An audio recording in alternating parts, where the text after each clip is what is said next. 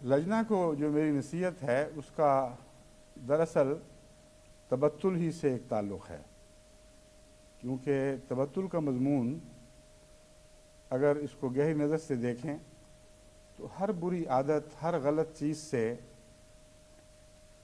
ताल्लुक़ तोड़कर अल्लाह की तरफ रुझान का मज़मून है, और ये ऐसा मज़मून है जो ज़िंदगी के हर दायरे पर मुहित है।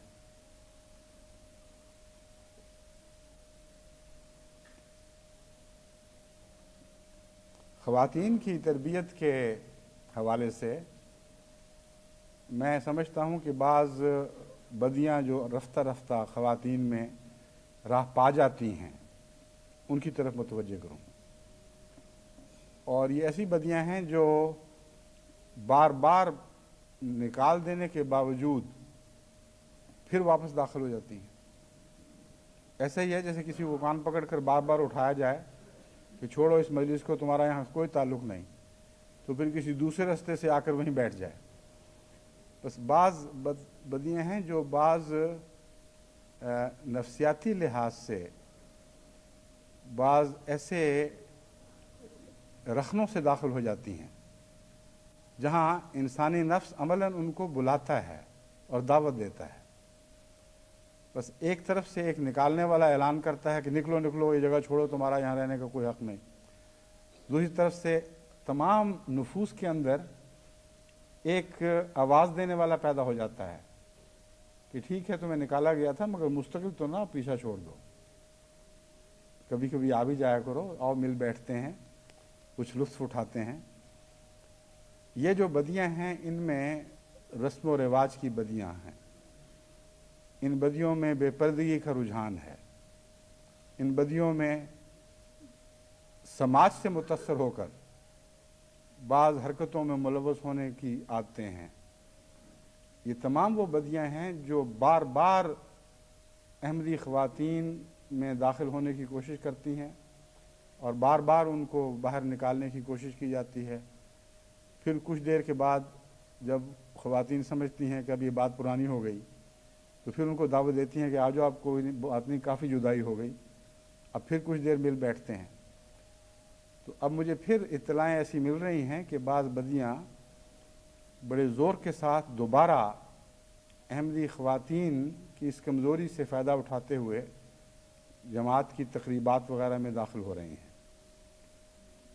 सबसे पहले पर्दे से मुतल्लिक़ मैं बात करना चाहता हूँ कि रफ्ता रफ्ता वो पर्दा जो बुरके से चादर बना था, अब वो चादर ऐसी चादर बन गया है जो सर से सिरक कर कंधों पर आई है और कंधों से भी सिरकती जा रही है। और बाज़ दफ़ा फिर कहते हैं जब खाली चादर ही उठानी है तो क्या फ़ायदा, फेंको इसको, दिखावा ही है ना एक। और फिर वो चादर कंधे से भी उतर जाती है। मुझे बहुत से ताने मिलते हैं जमात की बाज़ पर्दादार ख़वातीन की तरफ से कि आप इनसे पर्दापोशी कर रहे हैं। एक ने तो मुझे ये भी लिखा कि लोग कहते हैं कि इंग्लिस्तान जाके अब बहुत मॉडर्न हो गए हैं और बाज़ बातों की तरफ अब अमदन तवज्जो नहीं देते। हालांकि ये बात दुरुस्त नहीं है। जो बात दुरुस्त है वो मैं आपको समझाता हूँ कि इसमें मेरा कसूर है तो किस हद तक है। ज़ाती तौर पर मैं समझता हूँ कि तरबियत में डंडा नहीं चला करता, और जब भी चलता है वक्ती फ़ायदा देता है और उसके साथ नुकसान भी बहुत पहुँचा जाता है। तो शुरू से ही मेरा तभी रुझान इस तरफ है कि तरबियत में अगर आप डंडा नहीं चलाएंगे तो फिर दूसरे तरीक़ पर बहुत मेहनत करनी पड़ेगी और बार बार उन बातों को छेड़ना पड़ेगा, मुख्तलिफ़ तरीक़ पर जमात को समझाना पड़ेगा। एक देखने वाला ये समझता है कि इससे क्या फ़ायदा हो रहा है और बीमारी फिर भी दिखाई दे रही है, लेकिन ये उसकी कम नज़री है। डंडे की सफाई अव्वल तो दिल की सफाई नहीं हुआ करती, उसमें सर खमीदा हो सकते हैं लेकिन टेढ़े मिजाज सीधे नहीं हुआ करते। नसीहत के असरात के ताबे अगरचे आहिस्ता असर हो या थोड़ा असर हो, मगर ऐसे असरात पैदा होते हैं जो रस्ता रस्ता कौम की सरिश्त बनने लग जाते हैं। अगर 1 साल में ऐसी बात ना हो, 2 में ना हो, 10 में ना हो, 20 साल में भी ना हो, तब भी कुरान करीम की ये फैसला लाजिमन सच्चा निकलता है, फ़ज़क्किर इन नफ़ात ज़िक्रा, ए मोहम्मद सल्लल्लाहु अलैहि वसल्लम तू नसीहत कर और करता चला जा, और हम तुझे यकीन दिलाते हैं कि नसीहत ज़रूर फ़ायदेमंद होगी। बस जहाँ तक पर्दे के मुतल्लिक नसीहत का ताल्लुक़ है, मैंने खिलाफत का आगाज़ ही इस नसीहत से किया था, और लजना हिमायल्ला को नहीं बल्कि जलसा सालाना में ख़वातीन के इज्तिमा के मौके पर, उनके जलसा सालाना पर पहला ख़िताब ही इस मौजू पर रखा था, और उसके बाद मुसलसल मुख्तलिफ़ वक्तों में मुख्तलिफ़ तरीक़ पर समझाने की कोशिश करता रहा हूँ। लजनात के ख़िताब में जर्मनी में भी और अमेरिका में भी, इंग्लिस्तान में भी, दूसरे खुतबात में भी औरतों को नसीहत करता रहा हूँ कि पर्दा अगर बुर्का नहीं है तो कुछ तो है ना, जो कुछ है उसकी तो हिफाजत करो।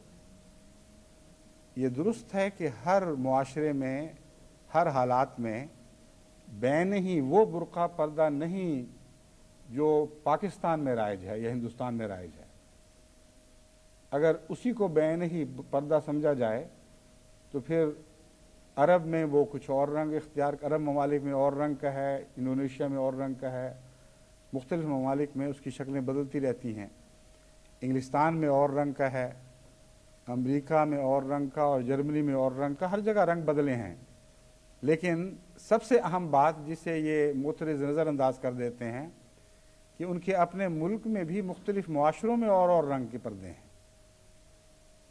खेतों में जब औरतें अपने खामदों या भाइयों वगैरह की रोटी लेकर जाती हैं तो वो कौन से बुर्के पहन के जाती हैं? रोज़मर्रा खेतों में काम करती हैं, दूध बेचने वालियाँ आती हैं और अच्छी शरीफ बीबियाँ होती हैं, लेकिन बावजूद इसके कि बहुत सी अहमदी जमातों में ये वही रिवाज हैं जो दीगर देहात में हैं। ये एतराज़ करने वाले उन पर नहीं करते। क्या उस वक्त ये मॉडर्न हो चुके होते हैं? असल में उनका ज़मीर गवाही दे रहा होता है कि पर्दा हालात के मुताबिक हुआ करता है और पर्दे की एक रूह है, उस रूह की हिफाजत ज़रूरी है। बस खेतों में एक काम करने वाली अगर घूंघट लेती है और इस हद तक लेती है कि रास्ते में ठोकरें ना खाती फिरे, बल्कि उसको रास्ता दिखाई दे, और अपने आप को इस हद तक ढांप कर रखती है और इस हद तक लजाजत से चलती है कि उसकी हया नुमायाँ हो जाती है, उसके बदन के हुस्न से बाहर उसकी हया दिखाई देने लगती है। चुनाचे ये जो कैफियत है ये हकीकत में पर्दा है, और पर्दे की हकीकी रूह इसके अंदर दाखिल है। चुनाचे कुरान करीम ने हज़रत मूसा अलैहिस्सलाम के वाक़या बयान करते हुए उस एक बेटी को जो हज़रत मूसा को ये पैगाम देने के लिए वापस आई थी कि मेरा बाप तुझे बुला रहा है, उसकी चाल के मुतालिक फरमाया है अल-इस्तिहयाइन, वो हया के साथ लचकती हुई आई थी। एक लचक होती है जो इंसान अपने हुस्न को जाहिर करने के लिए, दिखाने के लिए, लोगों की नज़रों को अपनी तरफ माइल करने के लिए होती है। एक हया के नतीजे में औरत झोलती है और उसके बदन में एक लचक पैदा हो जाती है। उन दोनों में ज़मीन आसमान का फ़र्क है। जो शर्मा कर चलने वाली औरत है वो, उसकी हया उसका पर्दा बन जाती है और नज़रों को धक्का देती है कि ख़बरदार जो मुझे बुरी नज़र से देखा। बस पर्दे की रूह को समझना चाहिए और रूह की हिफाजत करनी चाहिए। जहाँ पर्दा बुर्के की सूरत में राइज हो चुका, वहाँ बहुत बड़ा ख़तरे का मकाम है ये कहकर कि पर्दे की रूह तो हम कायम रख रही हैं, बुर्के की क्या ज़रूरत है, इंसान बुर्के को उतार फेंके। क्योंकि ये बात सच्ची भी हो सकती है, झूठी भी हो सकती है, और अक्सर सूरतों में झूठी होती है। وہ خواتین جو برقع اتار کے پھینکتی ہیں، اگر ان کو واقعتاً پردے کی روح پیاری ہو تو اپنی خاطر نہ صحیح اپنی اولاد کی خاطر اس مصیبت کو کچھ دیر اور برداشت کر لیتی ہیں، جانتی ہیں کہ یہ پردہ اس طرح ضروری نہیں، جانتی ہیں کہ مجھ میں خدا تعالیٰ نے مجھے عفت عطا کی ہے، مجھے حیا عطا کی ہے، میں ہرگز کسی غیر کو نہ بری نظر سے دیکھتی ہوں نہ اس کی بری نظر کو دعوت دیتی ہوں، پھر بھی وہ پردے برقعے کو اس لیے جاری رکھتی ہیں کہ ان کی آگے بچیاں ہیں، کہیں وہ غلط پیغام نہ لے لیں۔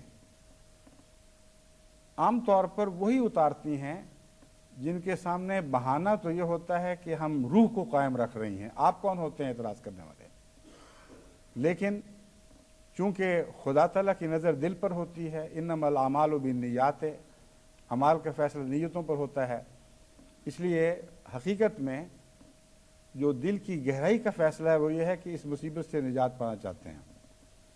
دنیا کہیں سے کہیں پہنچ گئی ہے، ہم ابھی تک برقعوں میں بیٹھے ہوئے ہیں، اور برقعوں سے نکل کر جو دنیا دکھائی دیتی ہے وہ ان کو زینت دکھائی دیتی ہے، وہ دلکش دکھائی دیتی ہے، اور جب برقع پھینکتی ہیں تو وہیں ٹھہرتی نہیں، پھر اس دلکشی کی طرف ضرور حرکت کرتی ہیں، ضرور قدم اٹھاتی ہیں کہ اس زینت سے کچھ حصہ پالیں جس سے غیر استفادہ کرے، غیر جس کے مزے اڑا رہے ہیں۔ یعنی ان کا قدم احمدی معاشرے سے غیر احمدی معاشرے کی طرف، مسلم معاشرے سے غیر مسلم معاشرے کی طرف ضرور اٹھتا ہے۔ اگر یہ اٹھ رہا ہے تو ان کا نفس کا بہانہ جھوٹا تھا، انہوں نے پردے کی شکل نہیں بدلی، پردے کو رد کیا ہے، اور بیک وقت رد کرنے کی طاقت نہیں، اس لیے رفتہ رفتہ منزل بہ منزل رد کرنا چاہتی ہیں۔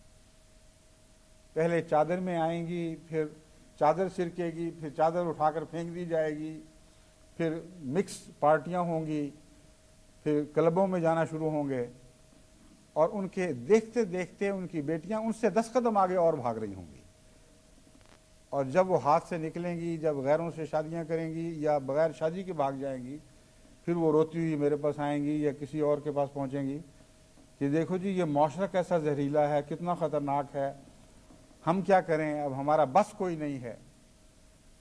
وہ یہ نہیں جانتی کہ ان کا بس تھا، انہوں نے استعمال نہیں کیا، بچپن سے اپنی اولاد کو غلط پیغام دیا ہے، بہانے تراشے ہیں، اور حیا کے ساتھ اپنی عزت کی حفاظت نہیں کی، اور بچے اس پیغام کو خوب سمجھتے ہیں، اور جب وہ سمجھ لیتے ہیں تو کہتے ہیں کہ اس پھر چھوٹے موٹے بہانے کی بھی کیا ضرورت ہے، پھر نکلو دنیا میں آزادی کے ساتھ جو چاہو کرتے پھرو۔ بس عورتوں کا قوم کی تربیت میں بہت گہرا دخل ہے اور بہت بڑی ذمہ داری ہے۔ ایسی اطلاعیں ملتی ہیں کہ جن سے پتہ چلتا ہے کہ ہمارے بیاہ شادی کے موقع پر تو بہت ہی زیادہ بے احتیاطیاں شروع ہو جاتی ہیں۔ بعض دفعہ باراتیں آتی ہیں، اور ایسے خاندانوں کی جن سے توقع کی جاتی ہے کہ وہ تقویٰ کے اعلیٰ مقام پر ہوں، لیکن ان گھروں میں باراتیں آتی ہیں، وہ بہانہ یہ بناتے ہیں کہ یہ بارات تو ہمارے قبضے کی نہیں تھی، پوری بے پرد بارات، اس میں غیر احمدی بھی بے پرد اور احمدی عورتیں بھی بے پرد، اور مل جل کر اکٹھے ایک ہی حال میں دعوتیں منائی جا رہی ہیں، اور اگر کوئی اعتراض کرے تو اس سے وہ لڑتے ہیں، اس سے جھگڑتے ہیں کہ تم کون ہوتے ہو ہمارے اندر دخل دینے والے۔ اس ضمن میں یہ بھی سمجھانا ضروری ہے کہ اعتراض اگر کریں گے تو پھر یہی سلوک ہوگا۔ قرآن کریم نے کہیں یہ نہیں فرمایا کہ جب تم معاشرے میں کوئی برائی دیکھو تو اعتراض کرو، یہ اعتراض بھی ایک خاص انداز کی بات ہے۔ یہ فرمایا ہے اسے دور کرو، یعنی اول مقصد برائی کو دور کرنا ہے، جس انداز سے وہ دور ہو سکتی ہے وہی صحیح انداز ہے۔ اگر دور ہونے کی بجائے وہ بڑھ جائے یا بغاوت میں تبدیل ہو جائے تو قرآن ہدایت کی خلاف ورزی کے نتیجے میں ایسا ہوگا۔ فرمایا اس کو دور کرو، اور اگر دور کرنے کی طاقت نہیں ہے تو نصیحت کے ذریعے اسے روکنے کی کوشش کرو۔ बस नसीहत और एतराज़ में ज़मीन आसमान का फ़र्क है।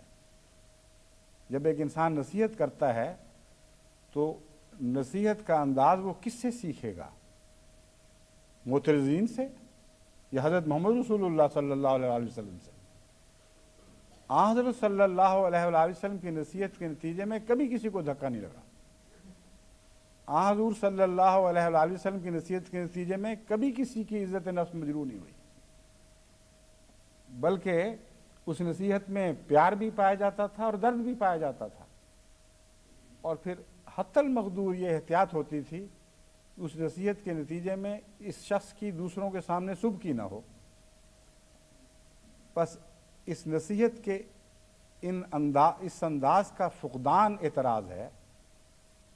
और बाद लोग जमात में नेकी के नाम पर गोया अपने अपने ज़ात को ये क्रेडिट दे रहे होते हैं, खुद ये सेहरा अपने सिर पे लगा रहे होते हैं कि देखो हम नासे हैं, हमें तो ये बातें पसंद नहीं। और कहते इस अंदाज से हैं कि उनकी अना को तो खराज तहसीन हो जाता है, लेकिन जिसको कही जाती है उसको बात फ़ायदा नहीं पहुंचाती, उसका गलत रद्द अमल पैदा हो जाता है। बस अगर ऐसे मौक़े हैं जहां इस किस्म की नावाजिब हरकतें हो रही हैं तो इस्लामी तालीम के मुताबिक काम करें। इस्लामी तालीम के मुताबिक वो ख़ानदान के बड़े जिनके इख्तियार में ये है कि उन बातों को रोक दें, उनका फ़र्ज़ है कि वो उन बातों को रोकें, क्योंकि घर के बड़े अगर कहें कि ऐसी हरकत होगी तो हम शामिल नहीं होंगे, अगर ऐसा कहें तो उनकी बात का ज़रूर असर होता है। रोक देने का से मुराद ये है कि अगर तुम में रोकने की ताकत है सही तरीक़ पर तो रोको, और जिन लोगों ने नहीं रोका वो बाकायदा मुजरिम बन जाते हैं। और अगर रोकने की ताकत नहीं तो ज़ुबान से समझाओ, और ज़ुबान से समझाने में जैसा कि मैंने बयान किया तान आमेज़ी का रंग नहीं होना चाहिए। जहाँ तान आया वहाँ बात असर छोड़ देगी। नसीहत और पुरदर्द नसीहत के ज़रिए उनको समझाएं, और अगर ये भी मुमकिन नहीं तो फिर दिल में बुरा मनाओ। दिल में बुरा मनाने का मतलब ये नहीं है कि दिल के अंदर ही बुरा मनाकर महसूस कर बैठ जाओ। उस बुरा मनाने का कोई असर ज़रूर ज़ाहिर होना चाहिए। चुनांचे कुरान करीम ने ऐसी मजालिस जिनमें बद ज़िक्र चल रहे हों उनमें बुरा मनाने का एक तरीका खुद सिखा दिया है। फरमाया है जब तक ऐसी बातें हैं उनसे उठकर आ जाओ। बस अगर ऐसी शादियां हो रही हों जहां बेहयाइयाँ हो रही हों, और बाज़ दफ़ा तो ये भी इतला मिली है कि इस बहाने के लड़कियां ही हैं नाच किए गए हैं, और इस बहाने के सिर्फ घर के लोग हैं, वो दुल्हा मियाँ ने भी जो बीवी के साथ मिल के वहाँ डांस किए। ये शाज़ के तौर पर वाक़यात हैं, लेकिन नहायत ही ख़तरनाक दरवाज़े खोले जा रहे हैं। अगर ये दरवाज़े बंद ना हुए और आइंदा ये बातें रिवाज पा गईं तो जिन्होंने ये दरवाज़े खोले हैं उन पर आने वाली नस्लों की भी लानतें पड़ेंगी, और वो खुदा के नज़दीक ज़िम्मेदार करार दिए जाएंगे। ये कोई बहाना नहीं है कि और नहीं है, हम ही हैं, हमारे सामने क्या हो रहा है। असल में ये बातें इस बात की मज़र हैं कि दिल में गैरुल्लाह का रोब आ चुका है। वो बातें गैर सोसाइटियों में देखते हैं और बड़ा सख्त दिल चाह रहा होता है कि हम भी ऐसा करें। जब दिल चाहने लग गया तो उसके हो गए, जिसके ऊपर दिल आ गया। अब मौका मिलने की बात है, बहाना ढूंढकर मख्फी तौर पर छुप कर खाएं या लोगों के सामने खाएं। जहां तक दिल की ख्वाहिश से खाने का ताल्लुक है वो वाक़या तो हो गया। अब सूअर खाना मना है ये मतलब तो नहीं कि सोसाइटी में मना है। छुप के खाना भी तो उसी तरह मना है जिस तरह बाहर खाना मना है। तो अगर रस्में बेहुदा हैं और वो दज्जाली रस्में हैं तो वो आप चाहे सबके सामने करें चाहे छुप के करें, उनकी दज्जालियत तो ज़रूर अपना जहर ज़ाहिर करेगी और आपकी रूहानियत को ज़रूर मारेगी। آپ کیا تصور کر سکتے ہیں کہ ایسے لوگ جو شادیوں کے بہانے اس قسم کی بے پردگیاں کریں، آنے والی مہمان عورتوں کا بھی عزت کا خیال نہ کریں، بیرے باہر کے کھلم کھلا اندر پھر رہے ہیں کہ اس کا کیا فرق پڑتا ہے؟ آج کل کی ماڈرن سوسائٹی میں یہی چل رہا ہے. یہ کہتے ہوئے مہمان عورتوں کی عصمت سے ان کو کھیلنے کا کیا حق ہے؟ اگر بے حیائی کرنی ہے تو پھر مہمان خواتین کو ایک طرف کر دیں، ان کو کہیں آپ اٹھ کر چلی جائیں. جن کو اپنی عزت اپنے پردے کا پاس ہے وہ یہاں نہ بیٹھیں، کیونکہ ہم ایسی حرکتیں کرنے والے ہیں جن کو آپ لوگ پسند نہیں کریں گے. ان کو یہ چاہیے کہ پھر ان کو الگ کر کے پھر اگر کچھ گند کرنا ہے تو کریں، لیکن ذمہ دار ضرور ہوں گے اس گند کے.